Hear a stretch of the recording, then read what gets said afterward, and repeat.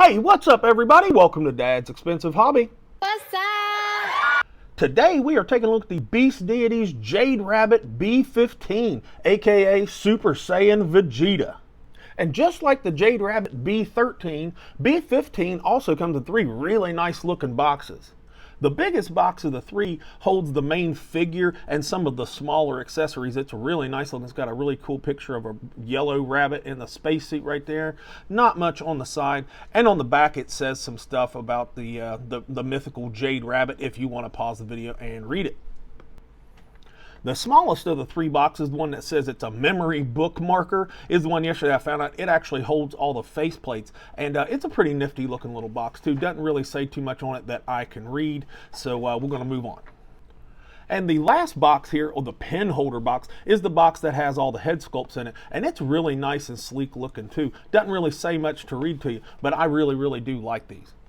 But that's enough about these boxes. Let's get him out of the package and take a closer look at him.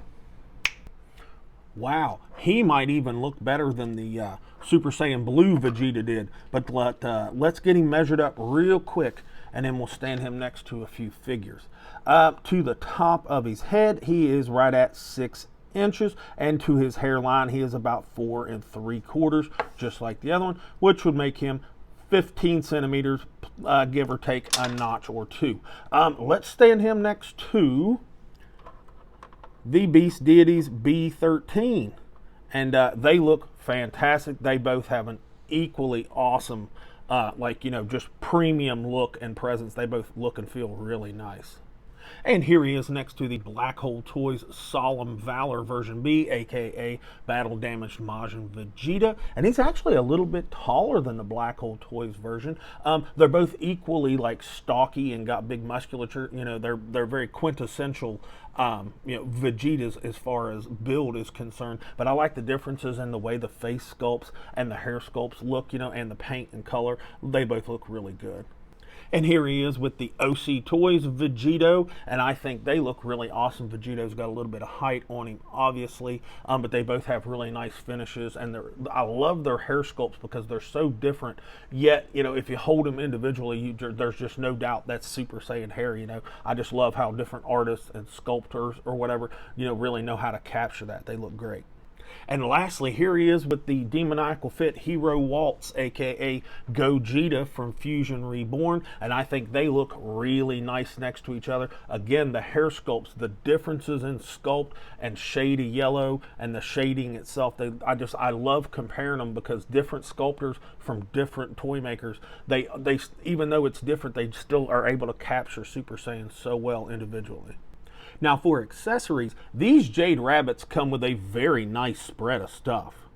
They come with 3 head sculpts. It comes with this head sculpt right here that is just kind of a normal state of Super Saiyan for Vegeta. My only complaints are, of course, the uneven borders around the faceplate. That is a problem.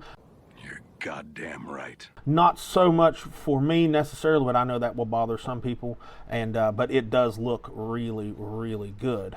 He comes with a second head sculpt right here that is pretty much identical to the previous head sculpt, except that the amount of bangs, this one has 3 sets of hair in the front and the previous one had 2, but they are identical otherwise, but they both look really good.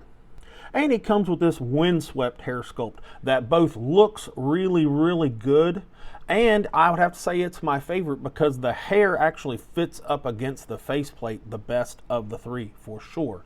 I need to mention that the difficulty of switching faceplates and hair pieces is a bit annoying with this particular line, or maybe I'm just kind of spoiled, with the SHF versions of figures because they all just swap out with these, but these take a little bit of work.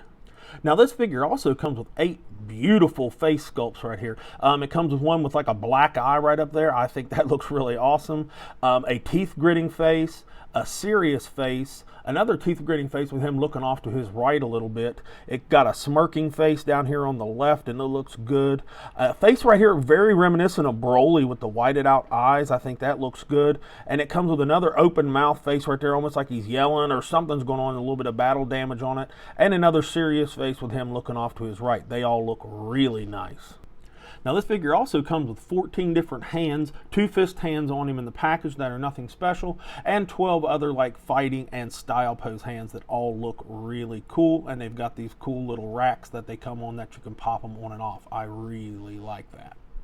He also comes with extra joints for the wrist and ankles, just like B13. And he has this really nice energy effect piece here. This one is like clear plastic, and again, it's kind of rubbery. I really like it. And it's got this little device with the magnet in it that you can make it light up and just tap it again to turn it off. It's really cool. And there's Vegeta powering up that little energy effect. I think that looks really cool. Now, aesthetic-wise, this figure is fantastic. I really love the overall look of him. Let's start off with his head and take a look at it. Let me just say that I love the color yellow that they've used. It's nice and pale. I like a good pale head sculpt for Super Saiyan, and this is just done wonderfully. Do I think maybe they could have had some lowlights in there? Yeah, but this just looks super good, especially this windswept head sculpt that he comes with, especially the fact that the hairline looks a lot better on the head. Just a little bit right there to Widow's Peak is still sticking off, but man, does it look good. And I like these faceplates. All 8 of them are splendid. Now let's talk about this paint. Oh my goodness, the shading and panel lining that is on this figure. Wow, does he look so good. Let's just look at this. For starters, he has a fantastic premium flat finish all over him, just like the blue-haired Super Saiyan Vegeta that we looked at the other day has. But he actually has some shading in his muscles all over him. If you can see that in the legs, the shoulders, and the arms. Look at the armor, the shading and panel lining around through there. It is exquisite. Look at that. Even on the back, nobody shades on the back, but they sure did. They even gave him some shading in his butt crack. Hold up! In his hamstring and calves.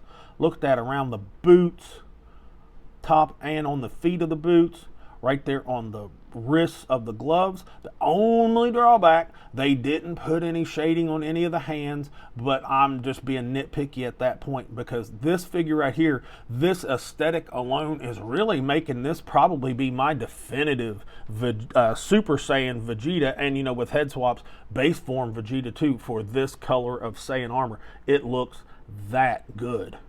Now that we've gone over his beefy and beautifully painted aesthetic, let's move in and talk about his articulation.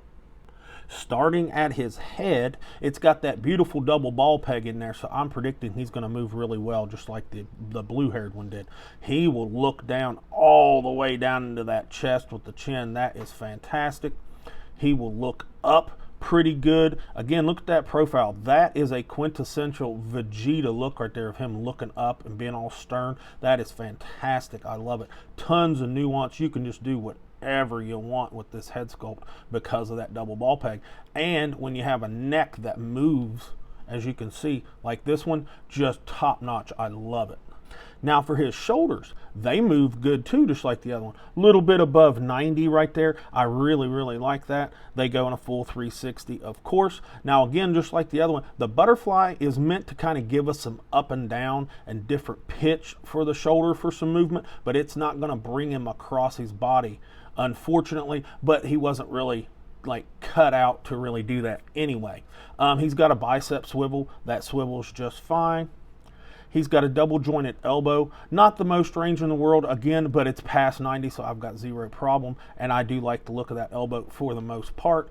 And of course his wrist is on a ball peg, or a ball hinge, excuse me, and it works just fine. I do want to point out real quick that the arms will pop off just like the other one, so that is definitely some sort of QC issue with these Beast Deity Vegetas. Fuck. Now the abdomen has a diaphragm break. This is basically the exact same figure as the blue one, so he doesn't lean forward real good. We have a problem!